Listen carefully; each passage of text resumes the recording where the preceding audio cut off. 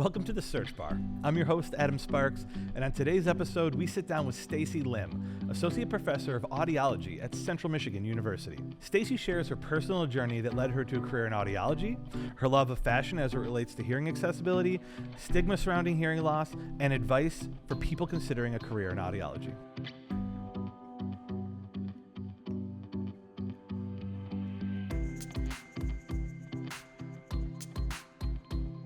Stacey, thanks for coming in today.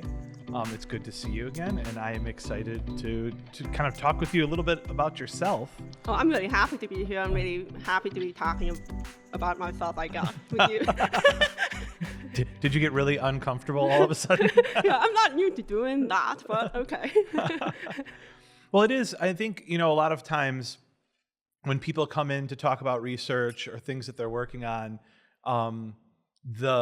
the angle that we approach it is initially professional, but I think for you, your profession, your research comes from a really personal place. It does. And I thought maybe that would be a good place to start. You kind of tell us what was the beginning of your personal journey into audiology? Well, it started after I was born with profound hearing loss in both ears. At the time, that was way before newborn hearing screening. So my mom, when I was about 6 weeks old, my mom noticed I wasn't hearing so well. I wasn't hearing anything. So she was doing a lot of home testing kind of thing. Like she'd take patting pans and bang them, and she might wake up, and then she'd go to my dad while I was sleeping. She's just trying to scare you, yeah? Yeah, basically, yeah. And my dad would wake up, I'll be asleep. So my mom knew very early on that I wasn't responding to any kind of sound. So she went to the pediatrician, and the pediatrician was like, oh no, she's fine. She's hearing fine. And because I think I was lucky enough that it looked like I wasn't having any kind of hearing issue. And it took until about 8 months old. My mom kept fighting with us. So when I was 8 months old, my mom fought the pediatrician again and said, I think there's something wrong. So the pediatrician was kind of like, I give up. Here, an audiologist, go get a hearing tested. I'm sure she's fine. Yeah. It was not fine. That was my first diagnosis with a very significant hearing loss. In other words, it's so profound that if a train went by and I'm not wearing my hearing devices, I wouldn't hear them. That's how bad it is. And so I got my very first pair of hearing aids, I want to say about 11 months old. And my mom and dad looked for all kinds of different communication options and alternatives so that way I could communicate with them and each other, Yeah. And they found an approach which is a listening spoken language option. I'm actually the first kid in Northeast Ohio that follows this approach, where they believe it started with really early intervention, that was early for that time, and have really good focus therapy, and my parents had a lot to do with it. They worked very hard with me, like with my audiologist, who was also one of my mentors, and a speech language pathologist who got additional training to do this with me. So I was taught from a very early age to communicate using spoken language. And at that time, I must say this was very early. The average age of identification of hearing loss at that time was 2.5 years. So you were well ahead of the game. Yes. Yeah. I have to give my parents a lot of credit because they worked so hard. And actually, I never wanted to go into audiology until I was 15 years old. And I've gotten in a conference in the Philippines alongside one of my other mentors, who actually, my parents did an observation of him when I was about a year old. They watched him do therapy. He didn't know this. But he and I were at this conference, and there was an ear, nose, and throat doctor who said kids who are born deaf will never learn to speak. Oh, and wow. Dan, my mentor, and I looked at each other, we're like, okay, that's not true. Yeah. So at that point, I knew that I wanted to be an audiologist so I could show parents that there are different options for that parents can pick for their kids if they have the support and technology and the resources so they can pick what is right for them and their family. It seems then like your childhood experience is what led you to audiology and advocacy, right? Tell me, as you were growing up, like before you were professional, what were some of the biggest hurdles or frustrations that you had just gaining access as somebody with hearing loss? I think probably the biggest one was probably getting into elementary school. Yeah. Because what my parents tell me, my local elementary school did not want me in the first place, and the local parochial school did not want me, which is where my mom wanted me to go, and they felt like that, especially in the parochial school, they said that they didn't want me because I had a hearing loss. Yeah. And there was a lot of pushback from the local elementary school because they felt like there was another program in the neighboring school district that had a program for kids with deaf and hard of hearing. But that program was a sign language-based program. But I grew up using spoken language, so I would have to learn a whole new language in order to go to that school. And my parents were said, no, we want to stay in our community. So they actually fought really hard for the school. And they went to a meeting. I was not there because I was too young, but my parents went to a meeting with I believe the principal and speech and language pathologist and some other people involved in that school, and the school psychologist.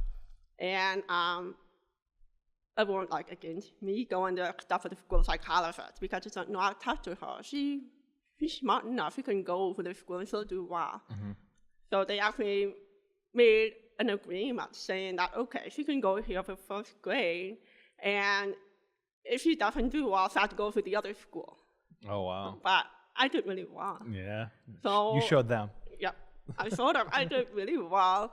I was in advanced classes. I don't know what they call them, but like advanced classes, and did really well in all my classes. And they were able to get different assistive devices for me so I could hear the teacher better and that kind of thing. I think that's probably the biggest challenge that I can think of. It's getting that access to a school that would be good for me to go to. Do you find even now that for people that are differently abled, that those options are very limited? Because when you tell that story to me, what I hear is when we have somebody who has hearing loss, and this probably applies for other disabilities, we have this very narrow path by which we're able to pull them forward. Is that something that is? I think there's a lot of because there's such a wide group of people, people who are deaf and hard of hearing or people with disability. Yeah. That there are different kinds of expectations some people might have, and maybe they don't really recognize that maybe all of these people have different kinds of needs, and need different kinds of support, or maybe different accommodation that allow them to do really well, or be supported in the environment that they're in. I'm going to stick on elementary school for one more question, and just edify me because I don't know. Is the concern for people with hearing loss that they have a hard time keeping up, that you wouldn't be academically like in line with your peers in first or second grade? Is that a common problem? Yeah, I think there's a lot of issues with making sure the kids have access, making sure whether visual access or auditory access, making sure that kids can hear their teacher or see their teacher, or making sure they understand all of the concepts that are being taught in class. And my parents were great at making sure that I would have that kind of access. My teacher in my school was so good. They were really supportive. They made sure to wear the microphone. They communicated with my parents to make sure that we were on the same page, that I was keeping up, and making sure that I would not fall behind, so to speak. And I think that also one really good part is making sure that parents and teachers and whoever working together on that team are all working together in a collaborative effort. Because it really takes a whole team. How much did, like now as a professional, how much does that experience for you when you're at that age kind of shape the way you approach your clients that come into the clinic and things like that now? I think it's really important because I do see kids in the clinic too. I also see all ages, but I think making sure that people know their rights and know what they can ask for and advocate for, an educational audiologist, for example, or asking for to develop what we call an IEP. Yeah. So we can develop a plan that's going to be really good for that kid, or talking about different kinds of accommodation and strategies they can use to make sure they could have the best optimal access to what they're learning. And that's really important to me. I also like to make sure my teenagers know that too, because they're going to become adults with hearing loss too one day. Yeah. So. Well, yeah, and it's, you talk about the IEP and you talk about how involved your parents were, and those two things really have to come together for people that are in school, regardless of why they're on that IEP, right? I mean, it's the school has to be helping, and then the parents have to know whether or not that child is getting the right service, right? Yeah, and if they are not, then I can review the IEP and say, let's work together and try and find a way that's going to be a good accommodation or strategy or plan or something.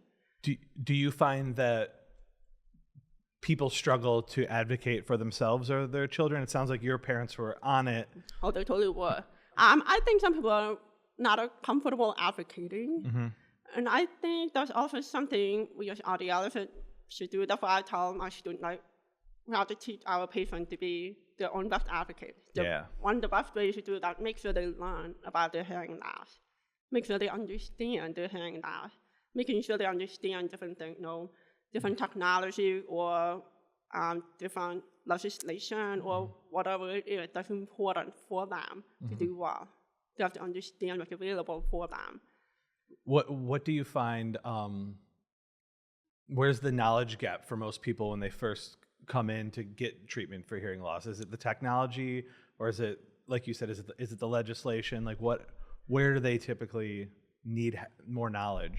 I think for most parents, if we're looking from a pediatric standpoint, the first time any parent meets a person with deaf or hard of hearing might be their own baby. Yeah. So just knowing about hearing loss to begin with and understanding the consequences of hearing loss, I think it's really like the first step. And then understanding the different technologies that are available, or understanding what are the next best steps for that individual, whether it's a kid or an adult or teenager or whatever. How do parents, what's a normal way, I'm sorry, let me rephrase that. How do parents commonly notice that they have a child with hearing loss? Or if you're an adult, how do you notice if you're starting to have hearing loss? Well, right now, all the states have newborn hearing screening. So if we have hearing loss at birth, you're going to find out pretty early on. So they should catch it. They should catch it. Yeah. If something that happened later, it might be something where they start losing their hearing in early childhood. It might be they might notice they're not developing speech as well, they're not developing language as well, they're missing things, or maybe their teacher notices or friend notices that they're not communicating very well, or something like they're not responding well and that kind of thing.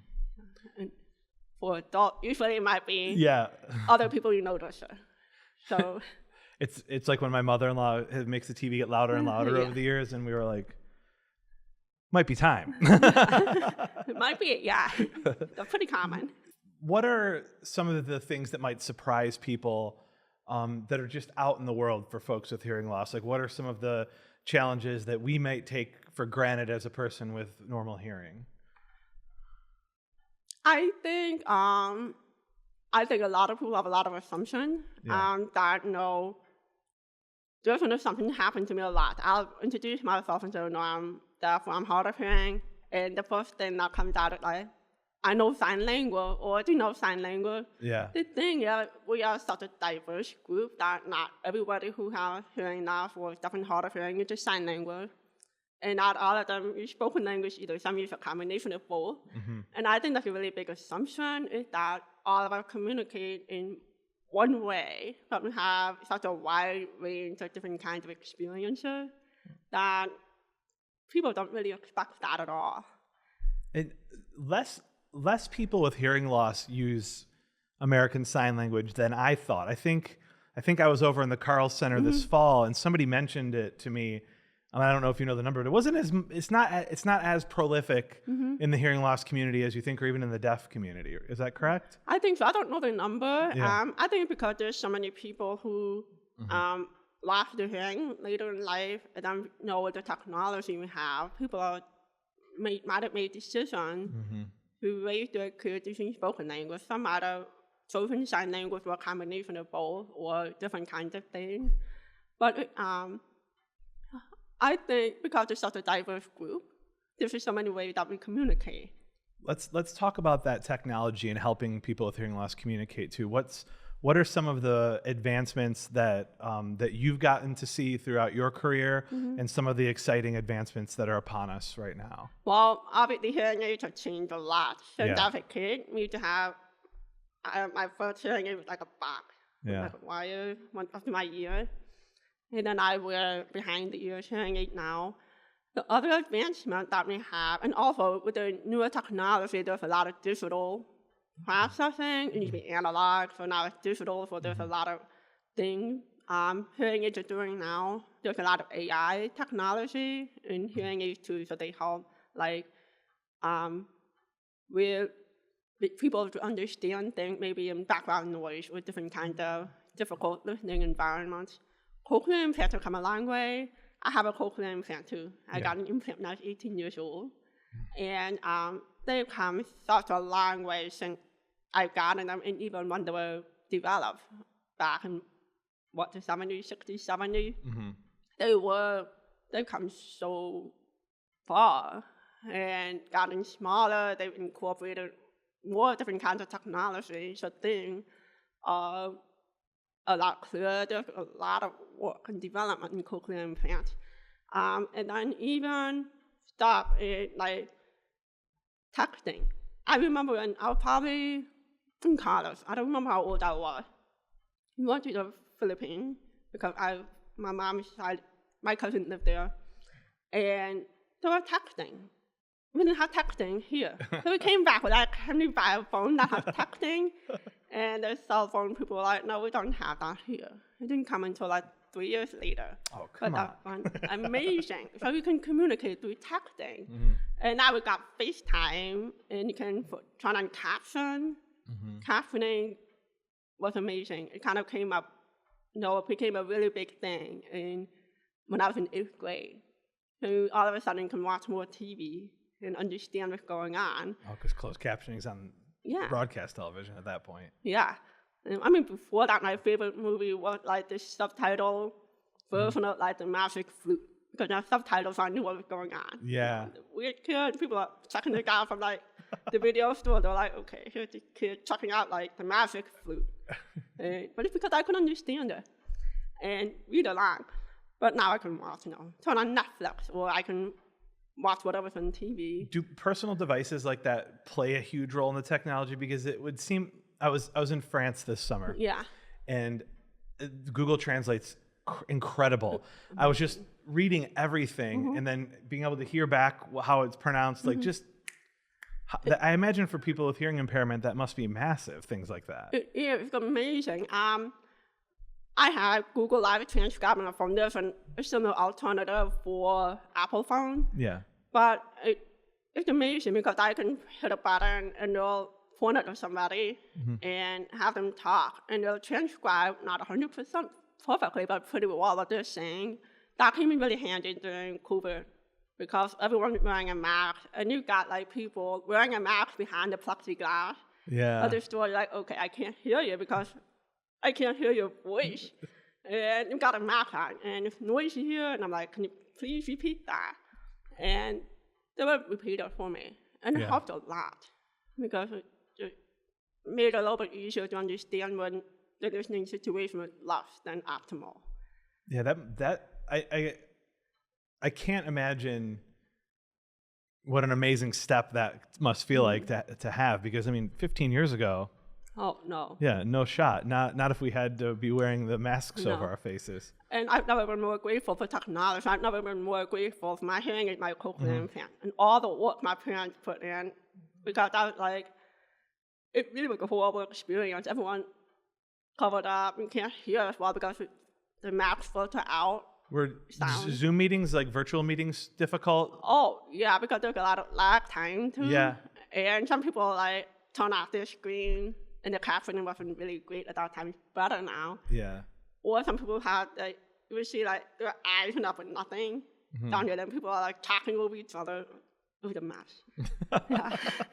Yeah, it's funny to think how fast technology will change when it's pressed to do so. Because at the beginning of the pandemic, I know a lot of us were spending time in virtual meeting spaces for the first time with any real, real substantively. We weren't.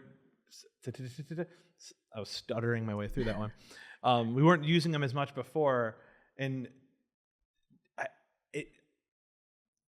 closed captioning also strikes me as something that kind of has come along a lot. I'm gonna rephrase that, man. Come on, old man.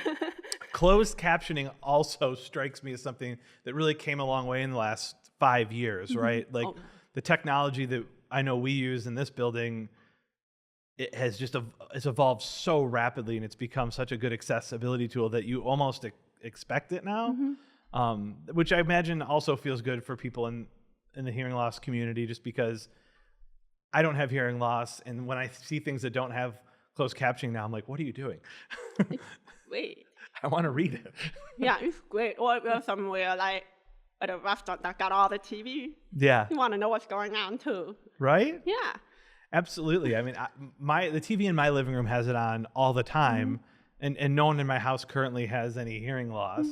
But I don't want it cranked, so I use it all the time, and it works very, very well. And I've noticed that, since 2020 to now, it seems like it's quicker, and it seems like it's more accurate, like the auto ones are.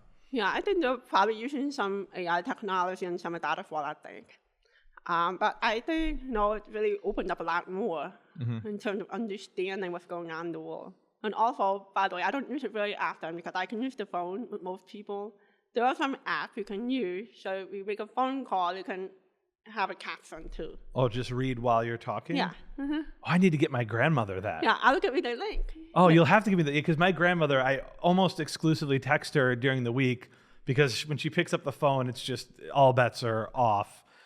She takes the hearing aid out 80% of the time anyway, which sort of leads me to a question too, which is that, like, when it comes to all the technology that has kind of given people access to hearing, a lot of that ends up being preferential too, doesn't it? I know I've heard folks with hearing loss talk about the shock of gaining much more hearing and sometimes not really wanting to adjust to it very quickly. Yeah, it's because your brain hasn't heard it for so long, or a completely new way of hearing. Like for cochlear implants, you're no longer using your outer ear; it's directly stimulating the auditory nerve.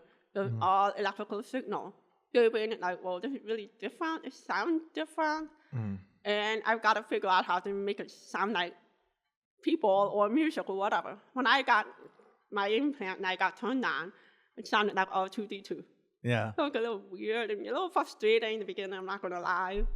But after a while, your brain figures it out. And like, okay, then we can hear a word. We can just hear a couple of words or sentences and become natural to you. Yeah.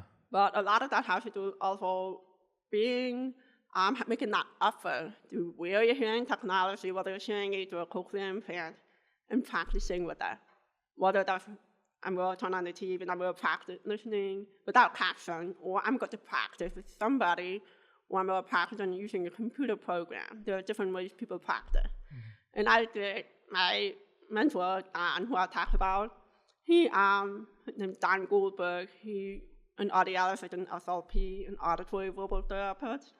And he was one of my professors in undergrad. Oh, really? So he gave me auditory training, one-on-one, my first semester there. Oh, that's great. So, and that helped a lot. And my mom, of course, and dad are really dedicated, so they make sure I practice listening with them. Do you, this is a question I genuinely don't know. Can you turn a cochlear implant on and off? Yeah, I can turn it off. I'll take it off. I won't hear you. Yeah? Yeah. Just leave me alone. Yeah, leave me alone. I'm going to bed. I won't hear it. I sleep through the night. Yeah. So there's some superpowers there too. Yeah. Yeah. You can kind of try. In terms of, let's go back a little bit to the devices and stuff. In terms of public spaces, what needs to happen next? What are the things that you think public spaces could do to accommodate people with hearing loss more than they currently do? Well, I'm thinking about restaurant right now. They're super noisy. Yeah. One, the music's really loud. They use a lot of like reflective surfaces. So you have a high ceiling with no acoustic tiles and like no carpet. I kind of can hear. Yeah. So you got a lot of reverberation and it increases the level of background noise. So what do you do when there's more noise? You talk louder. Yeah. So you have loud music, you have reverberant spaces, you have other people like having conversations, like really noisy. So maybe turning down some of the music or maybe having acoustic tile or paneling could help absorb some of that sound. I think that's one thing. I think even places can have more access, what we call looping or other kind of assistive technology that people can hook themselves up to. Like, for example, Grand Rapids Airport has a loop, so you can click a hearing aid or a cochlear implant and get a program. Oh, wow. So we can hear the announcement or whatever you need to hear. We have one on campus in the Bush Theater and the theater in the library, the loops. So if you have hearing loss, you can push a button on your hearing aid. We've got a program set up and can hear people better. Oh, wow. I didn't know that. Yeah, a lot of people don't. And I think that's part of the issue. People are not aware of what's out there. That's really cool. Yeah. Yeah, I just assume I know everything that happens on campus because my ego is really big. I have a friend who works in this building actually, and she has a friend who's legally blind, and we went to the movies 2 years ago with him, and I was pleasantly surprised to see that when we went to the movie theater here in town, that they have the device that screen reads for the person who's got vision impairment, so he can he doesn't see very well, but it narrates the film, which I was like, wow, this is like really cool. I would have had no idea. So it seems like the public is sort of meeting up with people on these things. And you know what? There's also captioning available at theater. If you go to the local theater here and pretty much all theaters that are digital projection, you can request for a captioning device. Do you get is it like a little thing you put in your cup, or some of them have glasses. The local one here has a little thing you put in the cup with a little screen. So you can read the and it just dialogue. kind of runs it across. Oh, that's excellent. That's awesome. Yeah. It was funny. You mentioned to me, the kind of the wash of sound that's in certain places. And it struck a very recent memory. I was in Target just a few days ago, and the music went off. Like, it turned off, and it was probably 9:30. And it was so quiet in Target that as I was walking through the aisle, I had this moment where I was like, it's normally so loud in here. But it didn't dawn on me because I'm used to it. It doesn't necessarily have an effect on how I shop, but I can imagine how relieving it must be when those kind of sounds go off. Because for me, for a minute, when it went off, I was like, oh, wow. Like I'm not listening to all of this stuff happening. They must have shut it off earlier or something along those lines. But wow. Have you, I assume you've been into like I assume you have, like, is it Sarah's lab, the one that's got all of those sound? And when you go in there, you can have this very hushed conversation with people because there's nothing reflective in the entire room. It's very quiet, so you absorb all the sound, and that way you can hear people better. Yeah, it's great. I should clarify, this is an audiology lab here on campus at CMU that is incredibly sound treated. Yes. So that they can, I think they test like accessibility devices and things like that in there. They do tests. They might do hearing tests. She does a lot of like noise testing. Yeah. And stuff like video game and levels of noise. So she's trying to. Yeah, they have like the virtual things that do virtual reality in there. It's I guess it never struck me as an accessibility thing. But now that you've mentioned it, I'm thinking about these experiences I've had where like it's so strikingly different to be in a space like that, or just Staples here. If you ever go into Staples, how different your footsteps sound when you walk into that room empty. And again, I should clarify, Staples Auditorium is where the music performances take place here at CMU, and it's a very well put together room in terms of the acoustics, and it's quite quiet when you walk through the main space. It is. And even your home, you can also even do things in your home to make it accessible for your mom. You could make sure you have carpet and drapes and stop like hovering on your sofa and that kind of thing. That helps absorb the sound too. I can get her some stylish sound pyramids just to have on the ceiling. Yeah, you can do all kinds of things. I've noticed that they have they make a lot of sound absorption art now as well. Yeah. I actually thought about that in my bedroom because my closet backs up to my daughter's room. And sometimes she's blasting music in there at night if I'm working on my computer, and I'm like, I need to get like a painting that's made out of foam. That's probably a good idea. They make them. Yeah. They do. Yeah. It's pretty neat. So all right, here's a really clever transition. Let's talk about your relationship with fashion and accessibility, since I'm talking about bad foam paintings to soundproof my wall. Tell me a little bit about your relationship with fashion and accessibility. So when I was a PhD student in Ohio in Kent State University, I was in a STAC class with a very, somebody became a really good friend of mine. And there was another PhD student at the time who was in that class with me, and I happened to be knitting something a long time period between my classes, so knitting something.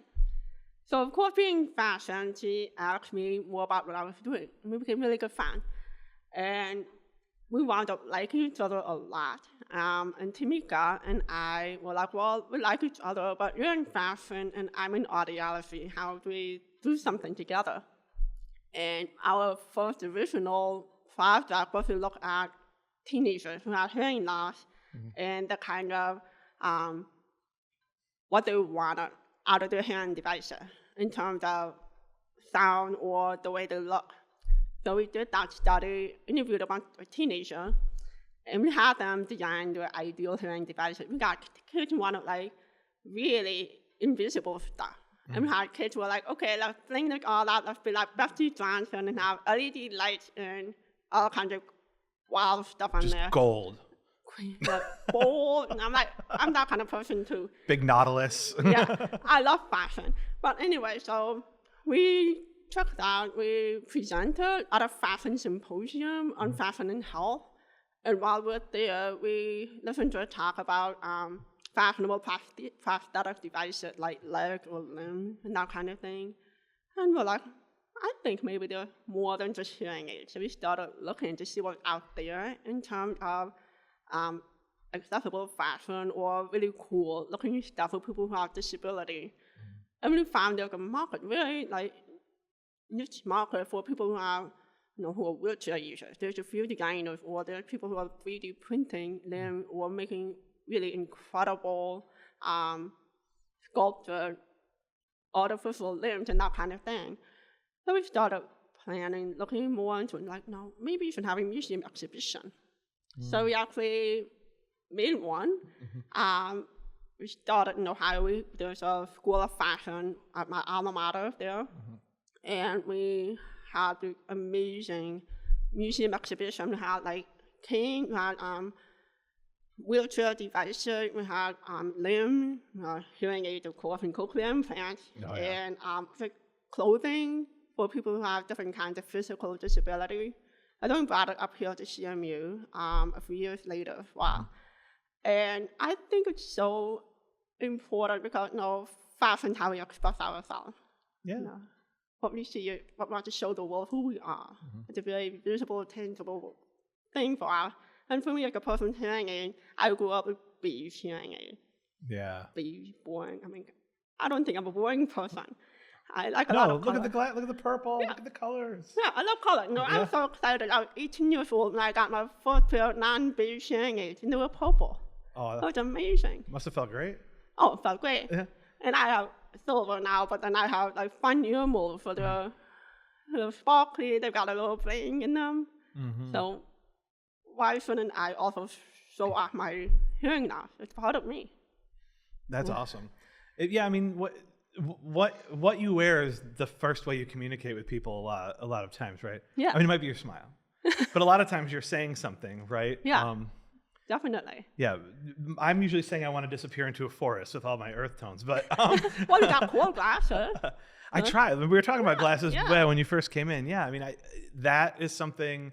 I get comments on glasses a lot. I'm sure you do as well. Yeah. And it's a conversation starter. It's such a great way to have a connection with somebody. So I can see just where if that fashion can also tell a little bit of a story about you, right? That's starting a conversation that you don't have to feel totally responsible for all the explanation. It's there, you're wearing it, right? Right. If it's some kind of an accessibility device that is not just medical, it's part of the pizzazz, you know? Right, yeah. And then it's also where you can belong, right? Right. So if you think about clothes that maybe were not designed to people who are seated, then, your pants are really low. You're sitting all day, you might feel a little uncomfortable. But thinking about the cut and how they fit, and then have clothes that look like anybody else. And one of my favorite moments was we got this beautiful leather jacket that was designed for a wheelchair user. Yeah. And I'm like, I want this jacket, but I can't wear it. Yeah. It's not made for me. It's not going to fit you. Yeah, but this is what it should feel like, because, you don't want to be excluded from what looks cool, or what would make you feel like you, or what would make you feel like you belong. Yeah. As well as maybe a conversation starter with a conversation starter kind of person. Yeah. But it's like, you're right, it's that comfort. It's feeling like you're not bending over backwards to make something that is normal for everybody else feel normal for you, right? This works for me. Right. Yeah. I mean, it's that accommodation, that personalization that must make people feel included. Yes. That's awesome. Who's doing that well? Like, are there big companies in the fashion world? Yeah. Who is leading the way on stuff Well, like that? I think some of the ones I've seen come up a lot of Target. Yeah. Target has had, they do a lot with the kids. So they have had some really cool adaptive kid clothing and Tommy Hilfiger. There's some other, I want to say cool, but there's some other bigger names out there that have had lines of adaptive clothing. There are also designers who are not part of those, but they have their own individual companies. I guess they're small businesses. Yeah. And they're really cool. There's some really cool stuff out there. What's surprised you? What have you seen recently that caught your eye? I'm sorry? What has caught your eye? Like, Oh, gosh. not to put you on the spot, but I'm putting you on the spot. I think some of there's actually a guy in Bay City. Yeah. He's a prosthetic limb person. I follow him on Instagram. He does the cooler limb, cover. And he actually was a judge for one of our events here at the Disabled Beauty. And he had this really cool leg, and it looked like a robotic kind of leg, steampunk thing, and had lights on it. And he just posted something on Instagram where he turned his leg into a snow globe for Christmas. Oh, wow. So it's got this falling snow in it, the whole shot? Santa Claus's snowman. He got tinsel, he covered it in tinsel. Really cool. That's really fun. And how long have you been running that show? We ran it, I want to say, in the mid-2000s, not in person anymore, but we do have a website that people can go visit and they can see the pictures of the things in the show. We turned everything to the London because some of them were their own personal items. So we'll put a link. We'll put a link in the YouTube description here. Awesome. That'd be great. So for you, when it comes to kind of just all of your advocacy and accessibility, like, what would you tell people who want to be better partners, be better advocates for people who might not have as much access to them, to fashion, to public spaces, to professional spaces? What can I do? What can Michael do to help out? Well, that's a really great question. So if you're thinking more at the legislative level, you can contact the senator and representative. But if we are looking on a personal level, we can try and find out what that person needs from you. And maybe that access might be how can you communicate better. So you can work together as partners to say, okay, so what can I do? And maybe learning about the situation that would be best for them. Like my husband, her try and make sure that we're in a place where I can hear him better if we go to a restaurant. Yeah. Or one of my favorites wanted to see Weird Al. Yeah. And we got really bad seat. And we couldn't see anything. I mean, literally could not see anything but Weird Al's feet because all the lights were blocking everything. Like, all right, I'll be right back. And he went down and he talked to the people at the back office and he got it right down in the orchestra level. All right. So we just being to kind of find out what they need and being aware of, hey, let's turn on the caption for you. Mm-hmm. You can understand what's going on. Or that kind of thing. So making sure they have access to that world, or maybe using an app if they have a hard time. Mm-hmm. Finding out what's the best way to maintain that communication, because connection is so important, I think. To me, that's the first thing. Yeah. Not giving up on it, like making sure you can do it. Mm-hmm. And then I hear sometimes from folks too, it's not needing a huge overture either, right? Like if we're having a hard time understanding, just asking, can you understand me? Can you understand me? There's something I can do. Yeah. Or knowing different ways or different strategies, maybe moving closer to them, or maybe using different words and not over-enunciating, but maybe slowing down a little, but making sure they can see you.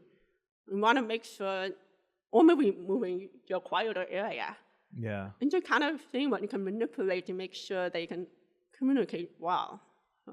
Is that acceptance when you meet a stranger or a public person important, or do you think it's important for other people with hearing loss? Because I imagine, like, for a lot of folks, there must be moments where you're like, I don't want to bother any people. You know, especially in the Midwest, we get so polite. Mm-hmm. I have to imagine that that's a barrier that people create for themselves. You know, that I don't want to be a burden, therefore I'll say nothing, or I'll... Really hard. I think it's really hard for a lot of people to advocate for themselves, and that's something I have to learn too. Yeah. And no, some people, most people are really kind. If they understand you need something, say, you know what, I have here now, can you please repeat that? Mm-hmm. Or can you say it in a different way? What did you say? Such and such? Because if you know what you think you heard, and the person said, no, I said this. Yeah. Then the really good strategy, there's a whole bunch of people can use to try and facilitate conversation. But it's also really hard for some people who feel like they feel like it's going to be difficult, or they're going to be embarrassed or uncomfortable telling people that they didn't understand them. Mm-hmm. And that's part of self-advocacy and the skill that people have to learn. And that's why I say, we have to make sure people know about the hearing loss, what they can hear, and what they have more difficulty hearing. And that way we can grow those skills. Do you think we've become better at accommodating people as a society? I know that the technology is better, and certainly like my awareness of people's different level of access is there, but like, are people better? Do you think people have gotten better at just accommodating folks who need accommodation? I think some people are. Some people are not. Yeah. But I think some people are really great, and they want to make sure that you feel included. I've seen that in my students. I've had, during COVID, some of my students were fantastic. They did what they could to make sure I could understand them when the situation was horrible. Yeah. And I think it goes a long way. And of course, there are always going to be people who are going to be not. And they're like, no, I don't need to be around. I don't need that kind of energy. Oh, jeez. This is good energy we have here. This is good energy. So it's since the episode's going to air during National Speech, Language, and Hearing Month, what do you think is important for people to know about hearing health, either theirs or others? One, make sure you get hearing tested.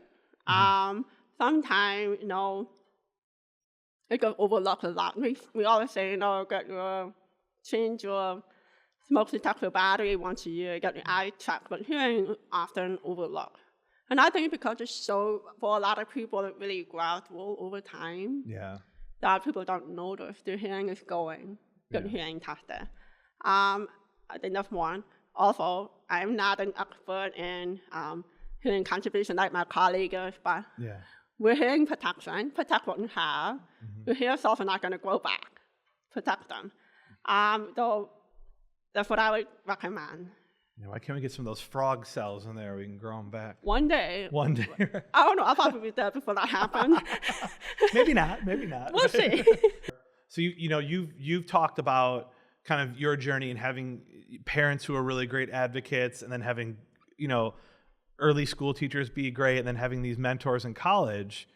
Tell us a little bit about the power of support and where people can find that support. That is one of the most powerful things. And I'm really glad you asked that, because I think so many people don't think about it. So one of the coolest things my parents did is that they co-founded a support group when I was a kid for families of other kids who were in the same kind of situation I was, and also use spoken language. But they built that community. I'm friends with some of them now. Some of them are much younger, and some are closer to my age. But the one thing I definitely want to call out is the opportunity I had when I was a teenager. My mom basically made me go to. It's called Leadership Opportunity 14, and it was for or left. And it's actually a group for teenagers with hearing loss. And they do this every summer. And all of the camp counselors have hearing loss too. Oh, wow. So I was in the first group in 1996. And there were 20 of us in that group.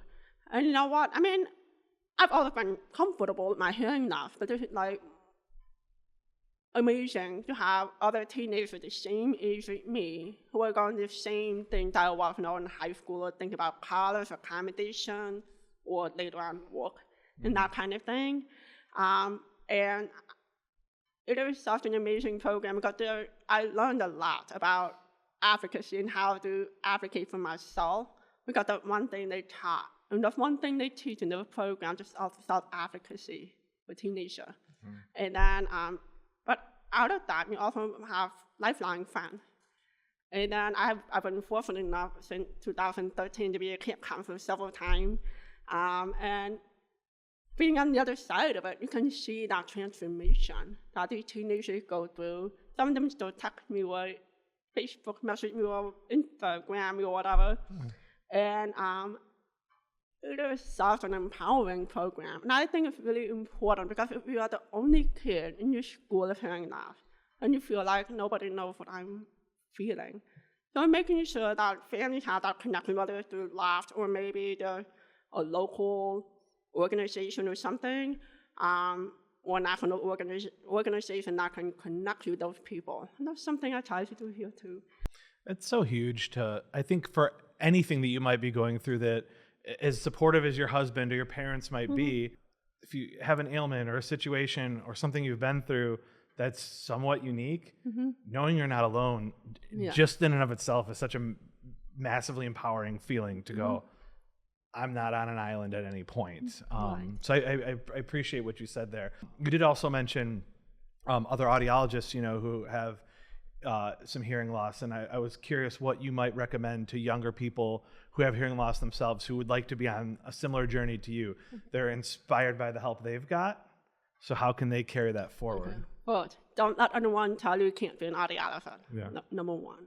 There are unfortunately still people out there who think you can't be an audiologist because you have a hearing loss.